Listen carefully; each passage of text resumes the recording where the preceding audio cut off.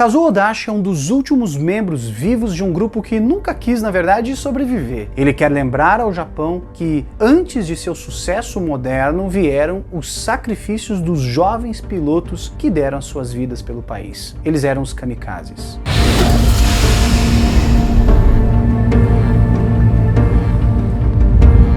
Sejam bem-vindos ao Almanac Militar. Convido você a acompanhar o nosso trabalho, se inscrever no nosso canal, deixando aquele like ao final deste vídeo. Estamos também nas redes sociais, no Instagram, no Facebook, produzindo muito material de qualidade. Considere apoiar o Almanac no financiamento coletivo do Apoia-se. Precisamos de toda ajuda. Por mais de 6 décadas, Kazuo Odashi guardou um segredo. Aos 17 anos, ele se tornou um piloto kamikaze. Milhares de jovens japoneses encarregados de dar a vida em missões suicidas de última hora perto do fim da Segunda Guerra Mundial pelo Japão. Enquanto construiu uma família e uma carreira como policial de Tóquio, ele escondeu o seu segredo de praticamente todos, até mesmo de sua esposa, que sabia apenas que ele havia servido como piloto da marinha japonesa. A experiência para ele seria muito difícil de explicar para uma sociedade que viu os kamikazes principalmente como fanáticos loucos que se ofereceram para um sacrifício impensável. Mas com o passar dos anos, conforme a complexa relação do Japão com a guerra mudara, Odashi então começou gradualmente a compartilhar a sua história com um pequeno grupo de amigos. Só em 2016, então, ele vai publicar um livro de memórias contando como adormecia todas as noites se perguntando se amanhã seria sua vez de morrer por uma causa perdida. O livro base deste vídeo foi lançado então com tradução somente para o inglês. Odashi hoje tem 93 anos e é um dos últimos membros vivos de um grupo que nunca pretendeu sobreviver. Disse que espera homenagear os pilotos como jovens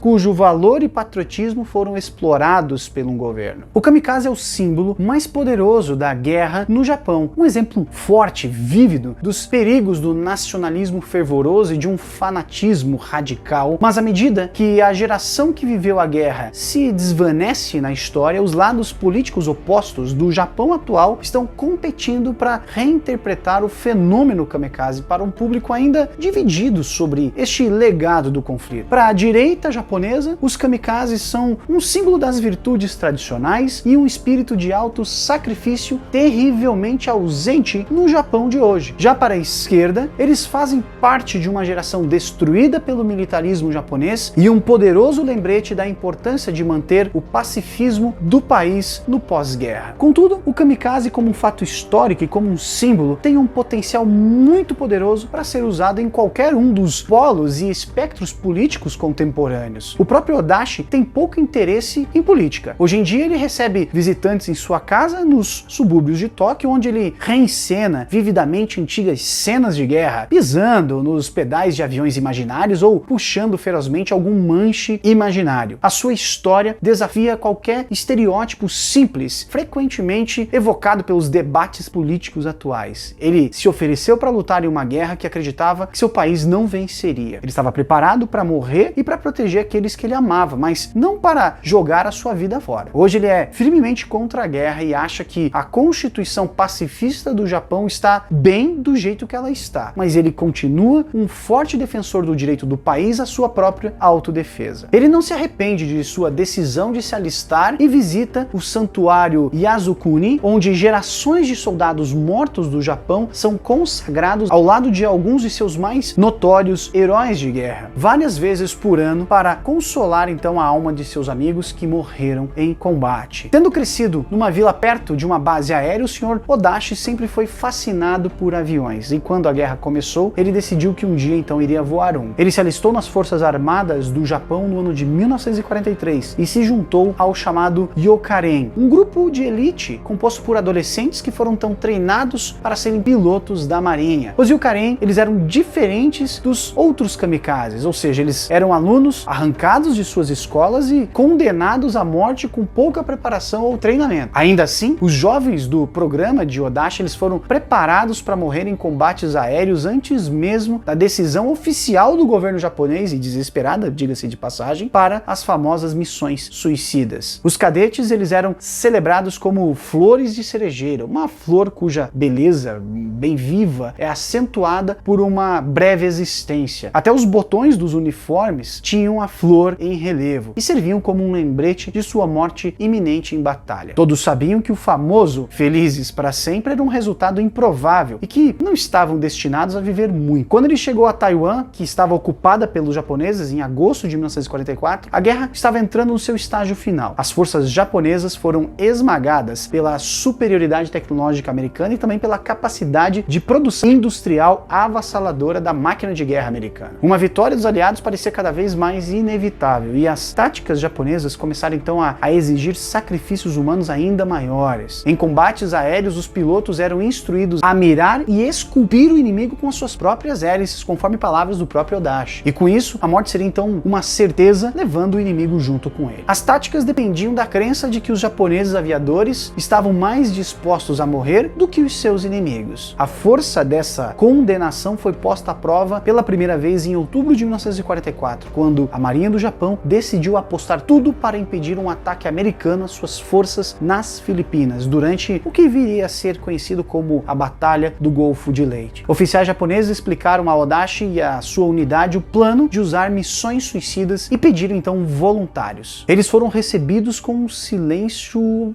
macabro, atordoante. Somente quando os oficiais começaram então a discursar com eles é que os primeiros homens então vão se oferecer de modo reticente. Literalmente foram essencialmente persuadidos a cometer suicídio. No dia 25 de outubro de 1944, Odashi testemunhou a primeira surtida bem-sucedida de caças suicidas, decolando então de uma pista bombardeada nas Filipinas. Mas Odashi e seus companheiros soldados logo se viram presos na ilha, enquanto bombardeios americanos destruíam muitos dos aviões restantes de seu esquadrão. Literalmente, este ataque americano salvou a vida de Odashi e de sua missão suicida. Meses depois, ele e outros pilotos escaparam para Taiwan, onde no dia 4 de abril de 45 foi enviado então para a primeira missão como piloto suicida. O Zero de Odashi, um avião de combate ágil que vai dominar os céus do Pacífico nos primeiros anos da guerra, ele estava carregado com uma bomba de 1.100 libras, pesando tanto que seria impossível superar o inimigo em caso de interceptação. Quando os caças americanos o viram, então, ele jogou a sua bomba no oceano e conseguiu escapar, retornando ao estágio de prontidão para uma nova missão suicida. Esta seria a segunda missão suicida frustrada. Em sua terceira tentativa, o seu grupo não conseguiu encontrar um alvo e as 6 missões seguintes também fracassaram. Literalmente, Odashi escapou de 9 missões suicidas.